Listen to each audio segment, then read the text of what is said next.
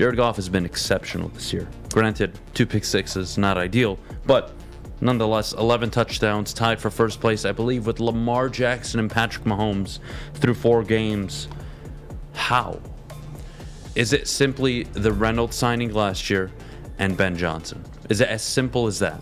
I think it's a collection of things. Number one, it starts with Ben Johnson because we know what Jared is. In his career, if you give him good coaching, and number two, if he has confidence, that's the key part because he had good coaching in LA, but the last couple of years, he didn't have that confidence. The team didn't instill that confidence in him. But if you have good coaching, he's playing with confidence, and you have talent around him, or I guess you should say not even talent around him because last week he played well, but he'll play well. He can be a quarterback that can at least win you games, possibly even playoff games. But for Jared, what I would attribute it to is those 3 things. It's now playing with the best offensive line you could argue he's ever had, playing with the weapons that he has currently, except for last week, and on top of that, being coached by Ben Johnson, which has been instrumental. We talk about last year, how the last year ended. 11 touchdowns, 2 picks when Ben Johnson took over as the pass game coordinator. But on top of that, Jared is just, you could just tell he has this swagger, he has this confidence that he didn't have last year, especially early on in the season. The fact that he has already 11 touchdowns in 4 games, he had 19 on the year last year. He played like 14 games. It shows me that, number one, the coaching is working, the talent, he's being more comfortable with his receivers, and I think Josh Reynolds is one of those guys because he already has chemistry with him dating back to their time playing with the Rams. But Adam, I think a big part of it is because of that O-line, because of Ben Johnson, and because of the weapons he has available to him and the confidence he plays with. Because that's the number one thing for Jared, is just playing with confidence. And he's doing all of those things, and that's why he's having such successful year so far, despite the 2 pick sixes. But on top of that, he's leading the league in touchdowns. I think something we also have to consider is he was thrown away. He was dumped by his former team.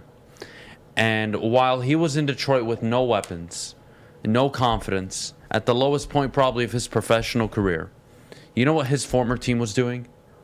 You know what the quarterback they traded him away for was doing? They were competing and winning a Super Bowl. Right. That's tough, man. That's tough mentally. Last season was a drag for Jared Goff. As awful as he played, it doesn't help that Anthony Lynn was the guy for the first 8-10 weeks. But what happened when Ben Johnson and Dan Campbell took over? Jared Goff in his last 6 games? 3rd or 4th, I believe, highest passer rating in the NFL during that stretch. Not bad if you ask me. And then he went into the offseason.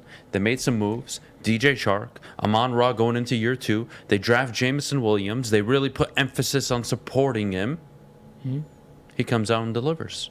And this looks like 2018 Goff. And it's very reminiscent because of the offensive line, how good it is. The ability to run the football, play action. It's all there. Hockenson emerging last week. That was a nice sight. And the reality is, I do think the personal side of you were dumped and you were kind of going through this emotional change physically and mentally. It's like, how do I get past this? Oh, cool, I'm throwing in nobodies right now. St. Brown was a nobody at the time. Hockenson wasn't doing much. The run game wasn't doing much. Nothing was working for the offense. Then they get something going towards the end of the year.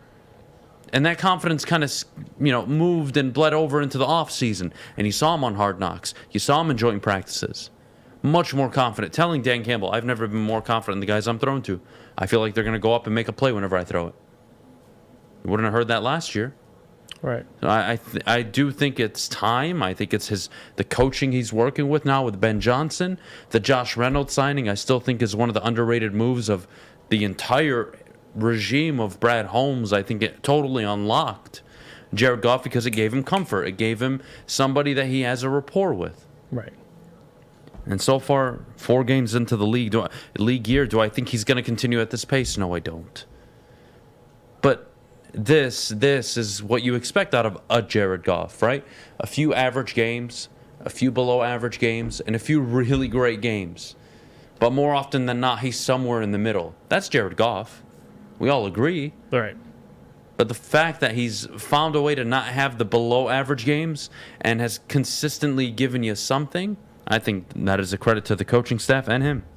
No, I'm with you. I think Ben Johnson, we've been talking about this since last October, but on top of having the best offensive line he's had is that run game. And that also is attributed to Ben Johnson and how he is able to scheme things up to find different holes for even Jamal Williams, Craig Reynolds, these guys. So for Jared, we know how important it is for any quarterback to have a run game. That's a quarterback's best friend. But for Jared, he's had the most success in his history, in his career with a run game. And I know he had Todd Gurley, but on top of that, this offensive line is doing wonders. And it's going to not only force teams to at least defend the run, it's giving Jared opportunities. He's getting into play action situations, and we know Jared and how good he is in play action. So Ben Johnson's just putting him in positions to succeed, and that's why the offense, we haven't had any issues because those guys are firing on all cylinders, and they're not even 100% healthy. So listen, he's done everything and then some. He's done his job as a quarterback, but he's played exceptionally well.